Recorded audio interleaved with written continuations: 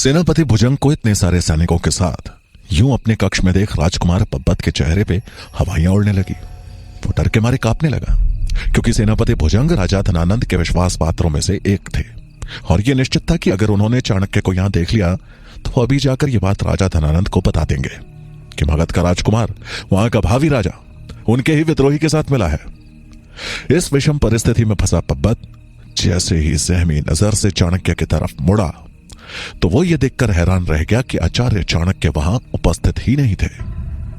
चाणक्य सेनापति भुजंग और सैनिकों के आने की आहट पहले ही सुन चुके थे, इसलिए सबकी दृष्टि से बचकर वो तुरंत ही कक्ष में ही एक पर्दे के पीछे जाकर छिप गए थे। आचार्य चाणक्य को कक्ष में ना देख पब्बत ने राहत की सांस ली।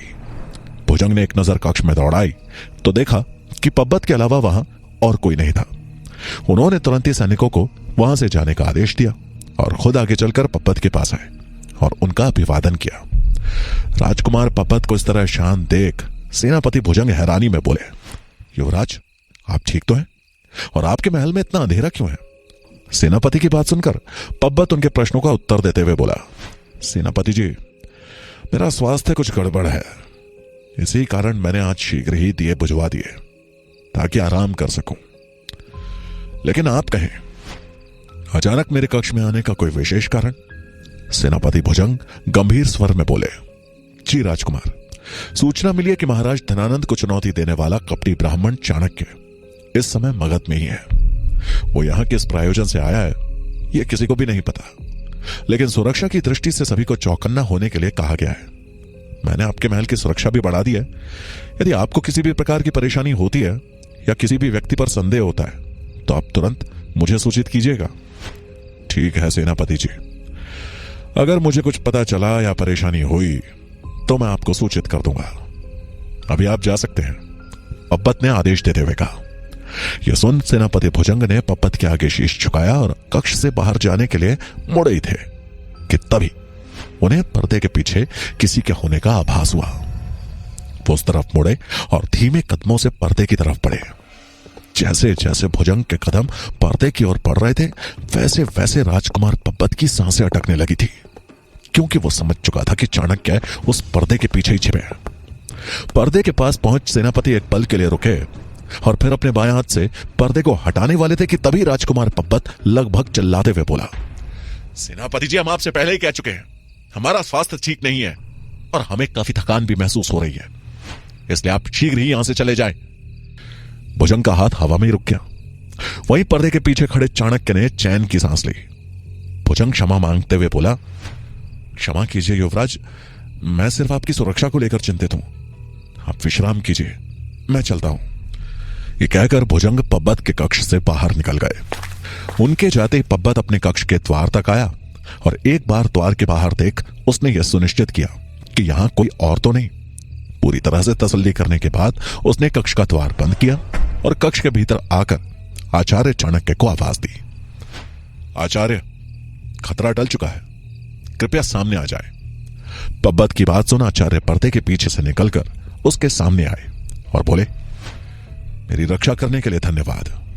पब्बत विनम्रता से बोला, धन्यवाद की आवश्यकता नहीं है आचार्य, लेकिन अब आपका यहां रुकना खतरे से खाली नहीं। मुझे लगता है आपको तुरंत ही मगध छोड़कर चले जाना चाहिए। चाणक्य थोड़ा चिंतित होते हुए बोले, ये इतना आसान नहीं है। मैंने सेनापति भुजंग की बातें सुनी। अगर उन्होंने जल महल की सुरक्षा इतनी कड़ी कर दी है तो उसका सीधा मतलब है कि उन्होंने मगध की सीमा पे भी कड़ी सुरक्षा बिठा दी होगी। मुझे अब मगध से निकलने के लिए तुम्हारी मदद की आवश्यकता पड़ेगी। उनकी बात सुन पब्बत कुछ सोचते हुए बोला, आचार्य, आप चिंता ना करें, मगध की सीमा से आपको सुरक्षित बाहर निकालने की जिम्मेदारी अब मेरी है। आप मुझे बस थोड़ा सा समय दीजिए।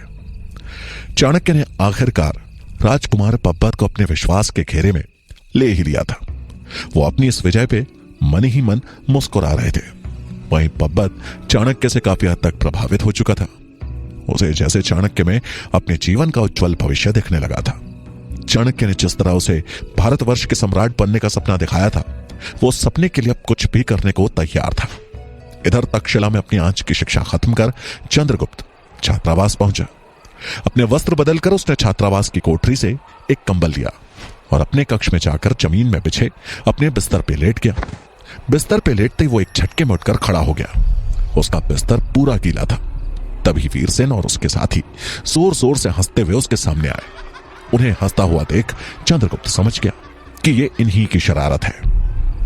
हंसते हंसते वीरसेन ने पूछा, क्या हुआ सम्राट, आपको कोई परेशानी है? तभी एक दूसरा छात्र बोला, बेचारे सम्राट चंद्रगुप्त का बिस्तर जलमग्न हो गया। और यह सुनकर वहां मौजूद सभी छात्र जोर जोर से हंसने लगे। चंद्रगुप्त ने उनकी बातों पर कोई प्रतिक्रिया नहीं दी। वो अपने बिस्तर से उठा और उन सब की तरफ ध्यान न देते हुए वहां से बाहर चला गया। उसे बाहर जाते देख उनमें से एक छात्र बोला, ये बाहर कहां चला गया? वीरसेन ने तंज कसते हुए कहा, शायद सम्राट आज तारों की छांव में सोना चाहते हो। सारे छात्र एक बार फिर हंसने लगे और थोड़ी देर घूमने के लिए छात्रावास से बाहर निकल गए। कुछ देर बाद चंद्रगुप्त सूखी घास का एक गट्ठर उठाकर लाया और उसे अपने बिस्तर के स्थान पर बिछा लिया। कुछ समय बाद जब वीरसेन और उसके साथी छात्रावास लौटे तो चंद्रगुप्त को घास के ऊपर दिए गए रोशनी में अपना अध्याय पढ़ते देख चिढ़ गए। उन्हें तो लगा था कि आज रात भी चंद्रगुप्त की नींद खराब कर देंगे, पर चंद्रगुप्त ने अपनी बुद्धि का इस्तेमाल कर उनको मात दे दी थी। कुछ ही समय में जब सब छात्र सोने लगे, चंद्रगुप्त ने भी अध्याय खत्म कर दिए को बुझा दिया और सोने के लिए लेट गया। कुछ ही समय में उसे नींद आ गई। छात्रावास में अब सन्नाटा पसरा पड़ा था। कुछ देर की प्रतीक्षा के बाद वीरसेन के इशारे पर दो छात्र उठे और चंद्रगुप्त का कंबल खींचने के लिए उसकी ओर बढ़े। वो चंद्रगुप्त के पास गए तो देखा कि वो कंबल ओढ़े सो रहा है। उनमें से एक ने पिछली बार की तरह खिड़की खोल दी और दूसरा बड़ी सफाई से चंद्रगुप्त का कंबल सरकाने लगा, पर कंबल था कि सरकने का नाम ही नहीं ले रहा था। उस छात्र ने दोबारा कोशिश करते हुए कंबल खींचने के लिए थोड़ा और जोर लगाया, लेकिन कंबल फिर भी नहीं सरका। कंबल के अंदर सर छुपाए चंद्रगुप्त हंस रहा था, क्योंकि उसने उस कंबल के दोनों सिरों को अपनी उंगली से बांध रखा था। खींचकर वो छात्र अंधेरे में ही वीरसेन के पास पहुंचा और दबी आवाज में उससे बोला, पता नहीं कंबल के साथ क्या कर रखा है, खिसक ही नहीं रहा। वीरसेन का दांव फिर खाली गया। अब उसने कुछ सोचते हुए अपने पास रखा पानी का लोटा उठाया और उसे देते हुए कहा, इसका बिस्तर गीला किया था, अब इसको कंबल के साथ ही जलमग्न कर दो, जाओ। लोटा देते हुए वीरसेन के चेहरे पर एक कुटिल मुस्कान थी। वीरसेन से लोटा ले वो छात्र दबे पांव चंद्रगुप्त की ओर बढ़ा कि तभी उसके मुंह से चीख निकली, जिसे उसने किसी तरह से दबाया। उसने नीचे देखा तो उसके पांव में कांटा चुभा था। एक पांव को ऊपर किए उसने जैसे तैसे संतुलन बनाया, लेकिन तभी दूसरे पांव में भी कांटा चुभ गया। इस बार वो अपने को संतुलित नहीं कर पाया और वो लोटा उसके हाथ से छूटकर उसके साथी राजकुमार के ऊपर जा गिरा और उसका कंबल भीग गया। चंद्रगुप्त को शंका थी कि कंबल न सरका पाने की वजह से वो अब किसी नई युक्ति के साथ वापस लौटेगा, इसलिए उसके जाते ही चंद्रगुप्त ने अंधेरे का फायदा उठाकर अपने से थोड़ी दूर कुछ कांटे फेंक दिए थे। लोटा लिए उस छात्र को अंधेरे में वो कांटे नहीं दिखे, जिसका और भी विषम परिणाम उसे अब पता चलने वाला था, क्योंकि पानी जिस राजकुमार पर गिरा वो इन सबसे अनजान गहरी नींद में सो रहा था। पानी गिरने से उसकी नींद टूट गई और वो गुस्से में अपने ही साथी से जा बढ़ा और इस तरह दोनों मित्रों में झगड़ा शुरू हो गया। ये देख वीरसेन का खून खौल उठा, लेकिन गुस्से में वो झगड़ा सुलझाने के बजाय अपना कंबल तान सोने चल दिया। उन दो दोस्तों को आपस में लड़ता देख चंद्रगुप्त मंद मंद मुस्कुरा रहा था। जहां चंद्रगुप्त ने अपनी सूझबूझ से अकेले ही अपना बचाव कर लिया, वहीं अगली सुबह चाणक्य पब्बत के दिए भरोसे पर वेश बदल मगध की राजधानी पाटलिपुत्र के प्रवेश द्वार के सामने था। प्रवेश द्वार पर दोगुनी सुरक्षा देख उन्हें अचंभा नहीं हुआ। वहां का माहौल ठीक उनके मगध प्रवेश के दिन जैसा था। बाहर जाने के सभी मार्ग बंद कर दिए गए थे और सिर्फ मुख्य द्वार ही आवाजाही के लिए खुला था। चाणक्य ने द्वार के चारों ओर नजर दौड़ाई तो देखा कि राजहंस को मुख्य प्रवेश द्वार के ठीक ऊपर बने एक छोटे से गुंबद पर बिठाया गया था और वो वहीं से बैठकर वो आने जाने वालों को ध्यान से देख रहा था। आचार्य चाणक्य थोड़ी सतर्कता के साथ प्रवेश द्वार पर पहुंचे तो सेनापति भुजंग उन्हें रोकते हुए बोले, अपना परिचय और यहां आने का उद्देश्य बताओ। चाणक्य उत्तर देते हुए बोले, जी मैं एक वैद्य हूं और मैं गांधार राज्य से यहां अपना व्यवसाय जमाने आया था। सेनापति भुजंग ने चाणक्य को ऊपर से नीचे तक अच्छे से देखा और सख्त होते हुए बोले, लेकिन अभी कहां जा रहे हो? चाणक्य ने बड़ी नरमी से उत्तर देते हुए कहा, कुछ औषधियां कम पड़ गई हैं, उन्हें लेने वापस गांधार जा रहा हूं। सेनापति भुजंग ने एक सैनिक को इशारा करते हुए चाणक्य की तलाशी लेने को कहा। सैनिक आगे बढ़ा और उसने चाणक्य से उनकी पीठ पे लटका झोला मांगा। उसने झोले की अच्छी तरह से जांच की तो उसे सिवाय जड़ी बूटियों के और कुछ नहीं मिला। सैनिक झोले को सेनापति को दिखाते हुए बोला, सेनापति जी, इनकी झोली में जड़ी बूटियों के अलावा कुछ नहीं है। सेनापति ने एक नजर चाणक्य की ओर देखा, लेकिन उनके मुख के भाव सामान्य थे। फिर कुछ सोचते हुए वो बोले, इनके वस्त्रों और पगड़ी की तलाशी लो। ये सुनते ही चाणक्य के माथे पर बल पड़ गए, लेकिन वो अपनी चिंता को छुपाते हुए बोले, क्या बात है, अब बाहर जाने वालों की भी तलाशी ली जाएगी?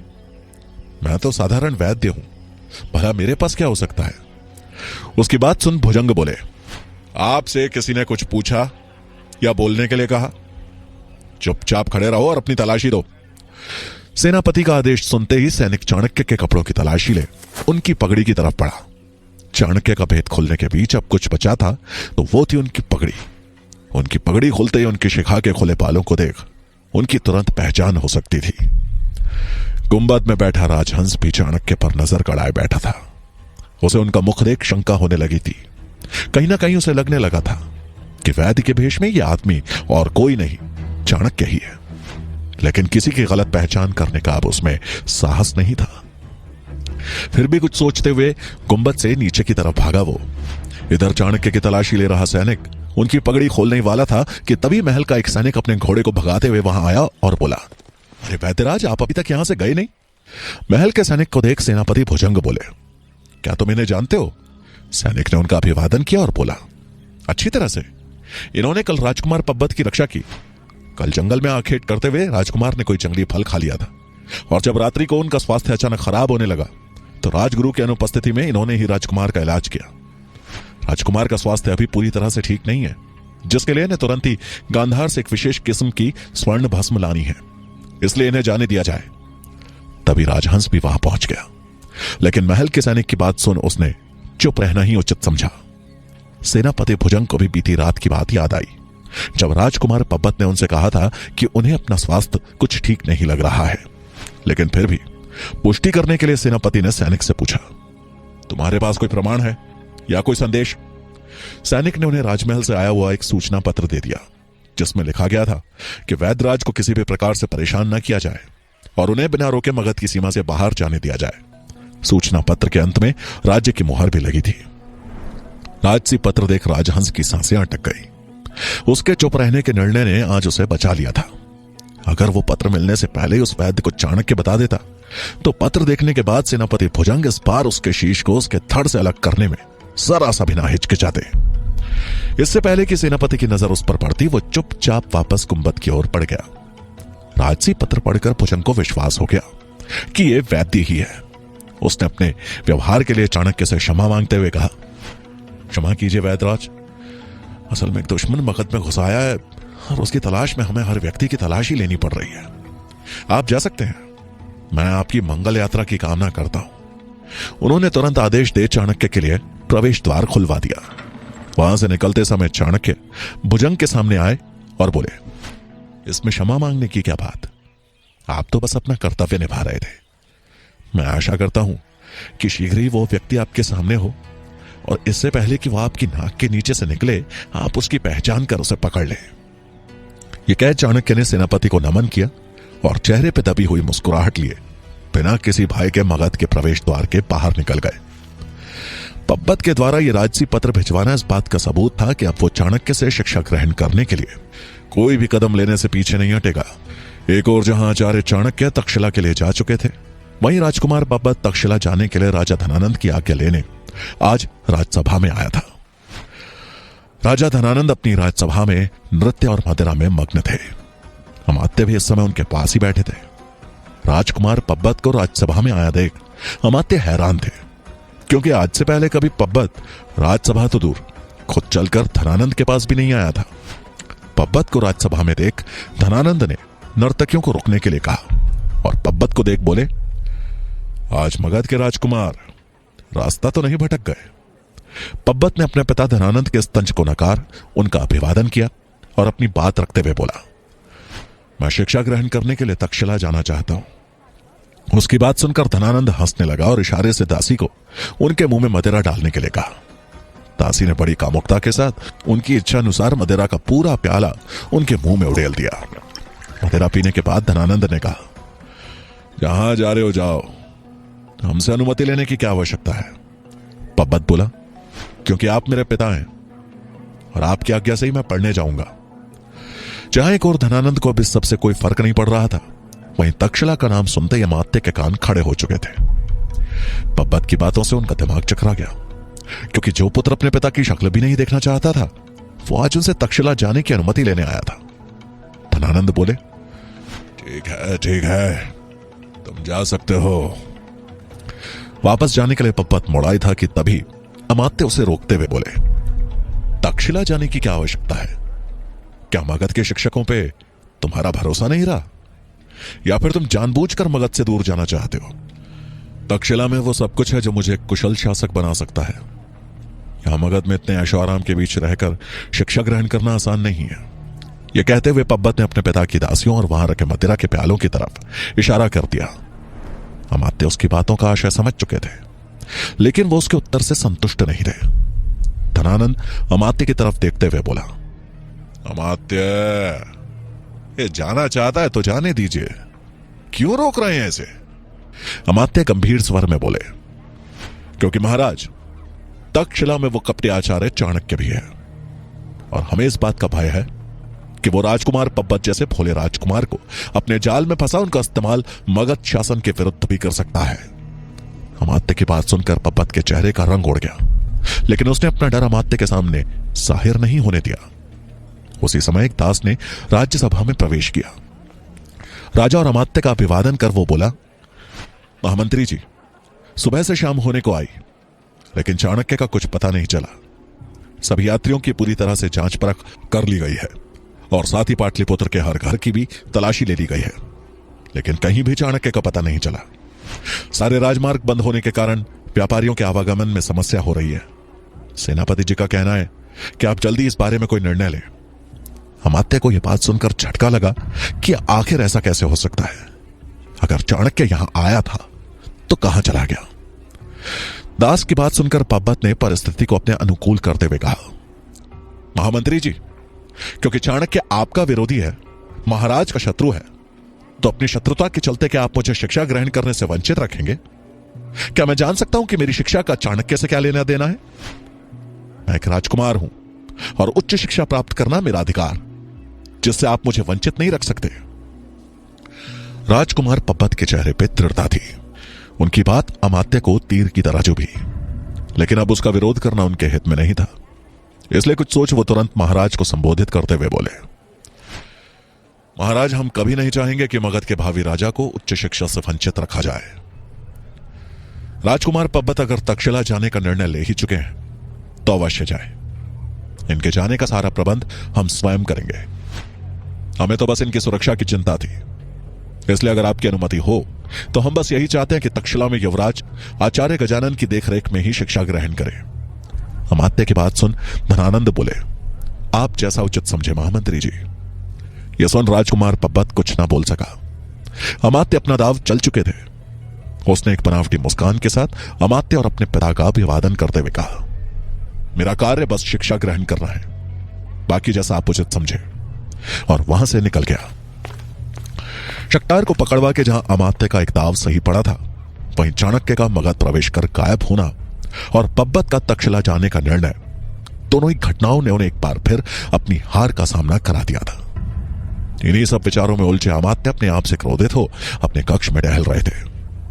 उनके साथ सेनापति भुजंग भी थे, जो वहीं बैठकर मदिरा का पान कर रहे थे। कुछ सोचते हुए अमात्य बोले, ऐसा भला कैसे हो सकता है? कहां जा सकता है चाणक्य?